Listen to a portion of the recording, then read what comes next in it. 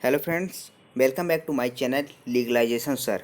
जैसा कि हमारी सीपीसी एमसीक्यू यानी ऑब्जेक्टिव टाइप क्वेश्चन की सीरीज चल रही थी, जिसमें हमने पूरे सेक्शन और ऑर्डर 12 तक कंप्लीट कर लिया था। अब आज हम लोग देखेंगे ऑर्डर 13 से लेकर ऑर्डर 21 तक के जितने भी ऑब्जेक्टिव बनते हैं, इम्पोर्टेंट ऑब्जेक्टिव जो काफ़ी पहले भी एग्ज़ाम में आ चुके हैं, उनको आज हम देखेंगे। सो फ्रेंड्स, अगर आपने मेरे पहले के वीडियो नहीं देखे हैं तो आप मेरे चैनल पे जाके देख सकते हैं। सो फ्रेंड्स, स्टार्ट करते हैं। जो पहला क्वेश्चन है हमारा, क्या कहता है? अन्य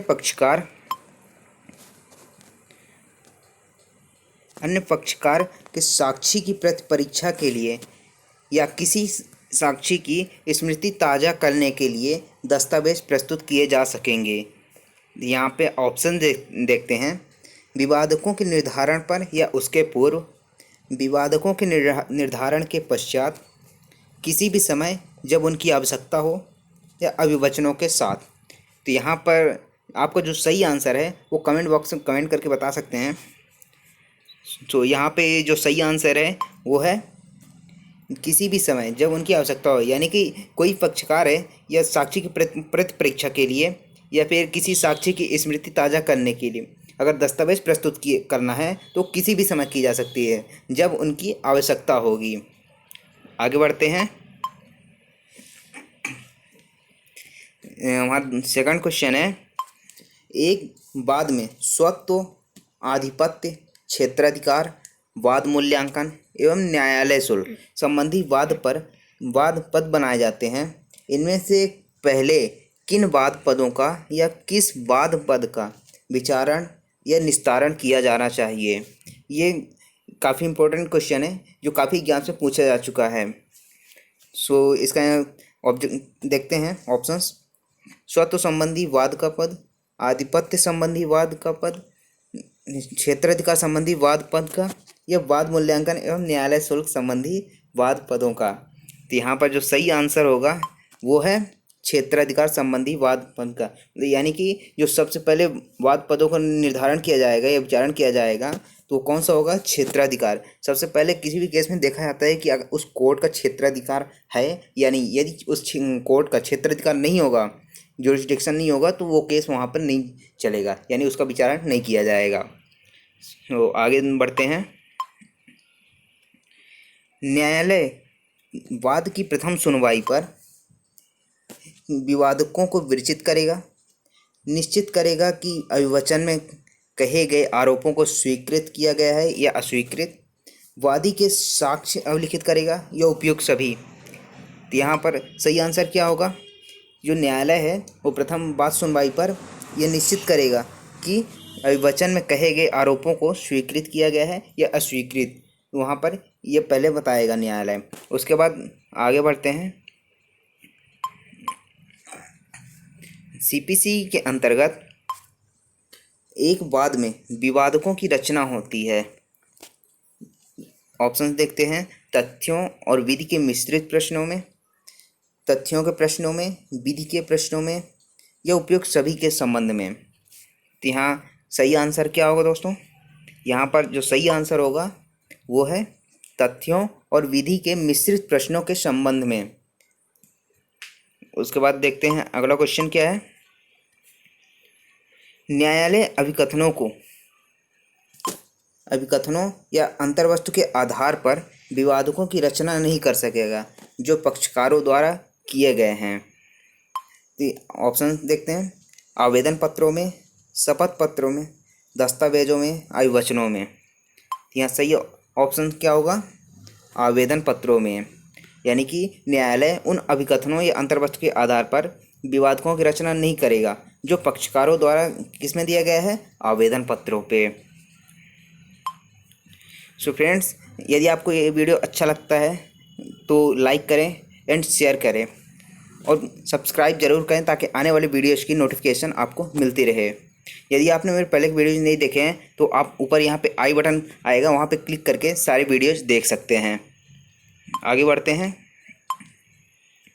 वाद पदों की रचना करना पक्षकारों का कर्तव्य है, पक्षकारों के अधिवक्ताओं का कर्तव्य है, न्यायालय से सरकारी वकील का कर्तव्य है, न्यायालय का कर्तव्य है। यानी कि जो वाद पद की रचना की जाती है वो रचना करना किसका कर्तव्य है? यहाँ पर 4 ऑप्शंस में सही क्या ऑप्शन क्या होगा? न्यायालय के कर्तव्य हैं। यानी कि न्यायालय का ड्यूटी होगी कि जो वाद पद हैं उनकी रचना की जाए। 7वां क्वेश्चन देखते हैं। जहाँ वाद की प्रथम सुनवाई में यह प्रतीत होता है कि विधि के या तथ्य के किसी प्रश्न पर पक्षकारों में विवाद नहीं है, तो वहाँ न्यायालय कब निर्णय सुनाएगा? यानी कि जो केस है और प्रथम सुनवाई में यह प्रतीत हो रहा है कि विधि या तथ्य के किसी प्रश्न पर पक्षकारों का कोई विवाद नहीं है, वहाँ पे सब सहमत हैं, तो वहाँ न्यायालय निर्णय कब सुनाएगा? तुरंत निर्णय सुनाएगा, तुरंत निर्णय नहीं सुनाएगा, आगे की तारीख नियत करेगा, उपरोक्त में से कोई नहीं। यहाँ पर सही ऑप्शन क्या होगा? यहाँ पर सही आंसर होगा तुरंत निर्णय सुनाएगा। यानी कि ए नंबर यहाँ पे सही आंसर होगा कि तुरंत निर्णय सुनाएगा। आगे बढ़ते हैं। साक्षियों की न्यायालय में उपस्थिति के लिए उनके नाम समन प्राप्त करने के लिए पक्षकारों द्वारा साक्षियों की सूची प्रस्तुत करने हेतु कोई न्यायालय जो तारीख नियत करेगा, विवादकों का निपटारा कर दिए जाने से कितने दिन के पश्चात का नहीं होगा। यानी कि जो न्यायालय में उपस्थित साक्षी हैं उनके नाम ये समन निकाला गया है, तो पक्षकारों द्वारा जो साक्षियों की सूची प्रस्तुत की जाती है वह कितने दिन के पश्चात का नहीं होगा। तो यहाँ पे ऑप्शन देखते हैं, 10 दिन, 15 दिन, 18 दिन या 30 दिन। तो फ्रेंड यहाँ पे सही आंसर क्या होगा? यहाँ पर आपका जो सही आंसर होगा वो है 15 दिन। यानी 15 दिन के पश्चात का नहीं होगा, यानी 15 दिन के पहले साक्ष्यों की सूची प्रस्तुत की जाएगी। यानी जो तारीख नियत की जाती है वह विवादकों का निपटारा कर दिए जाने से पहले का होना चाहिए, ये 15 दिन पहले का। आगे बढ़ते हैं। गवाह की सूची मुद्दों के स्थिरीकरण के बाद दाखिल होना चाहिए। कितने दिन के बाद? यानी कि जो गवाहों की सूची होती है वो फैक्ट के स्थिरीकरण, यानी कि जो स्थिरीकरण किया जाता है मुद्दों का, उसके बाद कितने दिन के बाद दाखिल नहीं किया जाना चाहिए?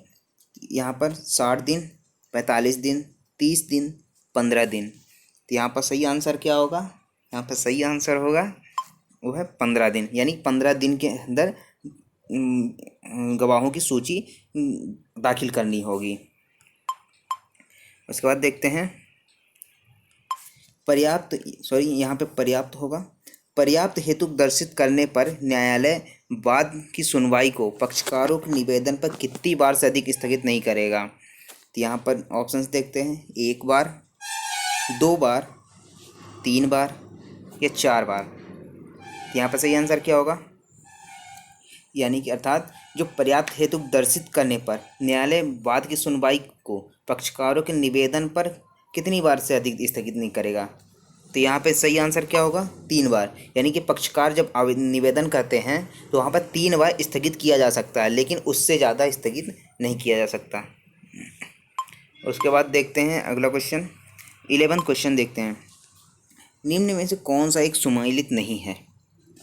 यानी कि कौन सा एक सही नहीं है, यहाँ पे आपको बताना होगा।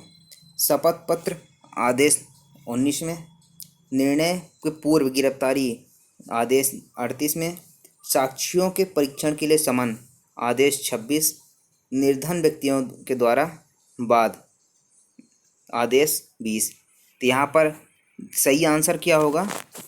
डी नंबर, यानी निर्धन व्यक्तियों द्वारा वाद से संबंधित जो ऑर्डर है वो ऑर्डर 20 नहीं है, क्योंकि जो निर्धन व्यक्तियों से संबंधित वाद दाखिल किया जाता है वो कहाँ से दाखिल किया जाता है? ऑर्डर 33 से। उसके बाद 12वां क्वेश्चन देखते हैं।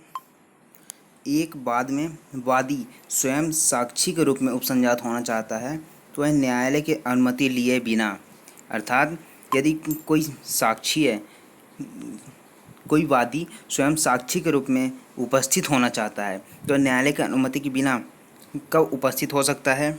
यहाँ पे ऑप्शंस देखते हैं। वादी पक्ष का साक्ष्य समाप्त होने से पूर्व कभी भी, प्रतिवादी पक्ष का साक्ष्य समाप्त होने से पूर्व कभी भी, बहस सुने जाने के पूर्व कभी भी, या वादी की ओर से किसी अन्य साक्षी की परीक्षा किए जाने से पूर्व भी इस प्रकार उपसंजात हो सकेगा। तो यहाँ पर सही ऑप्शन क्या होगा? ये सही आंसर होगा डी नंबर, यानी वादी की ओर से किसी अन्य साक्षी की परीक्षा किए जाने से पूर्व भी इस प्रकार उपस्थित हो सकेगा। यानी कि अगर कोई किसी वादी को उपस्थित होना साक्षी के रूप में, वह उपस्थित हो सकता है। आगे देखते हैं 13 नंबर क्या कहता है? प्रत्येक मामले में किसी पक्षकार की मुख्य परीक्षा का साक्ष्य किस पर लिया जाएगा? शपथ पत्र पर, मौखिक रूप से लिया जाएगा, न्यायालय में अंकित किया जाएगा, कि जैसा न्यायालय उचित समझे वैसा किया जाएगा। तो यहाँ पर सही आंसर क्या होगा आपका? शपथ पत्र पर लिया जाएगा। यानी कि प्रत्येक मामले में, किसी भी केस में, किसी भी पक्षकार की जो मुख्य परीक्षा का साक्ष्य होता है वह किस पे लिया जाता है? शपथ पत्र पर लिया जाता है। यहाँ पे सही ऑप्शन क्या होगा? ए नंबर। आगे देखते हैं 14 नंबर क्या कहते हैं? सीपीसी के निम्न प्रावधानों में से कौन सा प्रावधान शपथ पत्र से संबंधित है? ऑप्शन देखते हैं, ऑर्डर 17, ऑर्डर 19, ऑर्डर 26 या फिर ऑर्डर 39। तो यहाँ पर सही आंसर क्या होगा? सही आंसर होगा ऑर्डर 19, यानी जो सीपीसी में ऑर्डर 19 दिया गया है, आदेश 19, ये किससे संबंधित है? शपथ पत्र से। उसके बाद देखते हैं अगला क्वेश्चन 15 नंबर क्या कहता है? वाद पत्र के समर्थन में कौन शपथ पत्र प्रस्तुत कर सकता है? वादी का अधिवक्ता, या वह व्यक्ति जो वाद पत्र के अभिवचनों की पुष्टि करता है, या कोई एक वादी जबकि मामले में एक से अधिक वादी हैं। तो यहाँ पर सही आंसर क्या होगा? यहाँ पर सही आंसर होगा सी नंबर, यानी कि वह व्यक्ति जो वाद पत्र के अभिवचनों की पुष्टि करता है, तो वह वाद पत्र के समर्थन में शपथ पत्र प्रस्तुत कर सकता है। और शपथ पत्र कहाँ बताया गया है? ऑर्डर 19 में। उसके बाद देखते हैं अगला क्वेश्चन हमारा क्या कहता है? नेक्स्ट क्वेश्चन है, किसी प्रकरण की सुनवाई में, यानी प्रकरण यानी कि केस, किसी प्रकरण की सुनवाई में पूर्ण कर लेने पर कितने समय न्यायालय को निर्णय सुना देना चाहिए? यानी कि जब सुनवाई पूर्ण हो जाती है किसी भी मामले में, तो कितने समय में न्यायालय को निर्णय सुना देना चाहिए? तुरंत, या 15 दिन, 10 से 25 दिन के बीच, या इनमें से कोई नहीं? तो यहाँ पर सही आंसर क्या होगा? तुरंत, यानी कि जब सुनवाई पूर्ण हो जाती है तो निर्णय तुरंत सुनाया जाना चाहिए। उसके बाद देखते हैं नेक्स्ट क्वेश्चन क्या कहता है अपना? सीपीसी के निम्नलिखित किस आदेश में निर्णय और डिक्री के बारे में बताया गया है? तो यहाँ पर ऑप्शन देखते हैं, ऑर्डर 20, ऑर्डर 20A या 20 का, ऑर्डर 19 या ऑर्डर 21। तो यहाँ पर सही आंसर क्या होगा? तो यहाँ पर जो सही आंसर है वो होगा ऑर्डर 20, यानी कि आदेश में निर्णय और डिक्री के बारे में बताया गया है। निर्णय और डिक्री संबंधी प्रावधान कहाँ है? ऑर्डर 20 में। उसके बाद देखते हैं नेक्स्ट क्वेश्चन, निर्णय में होगा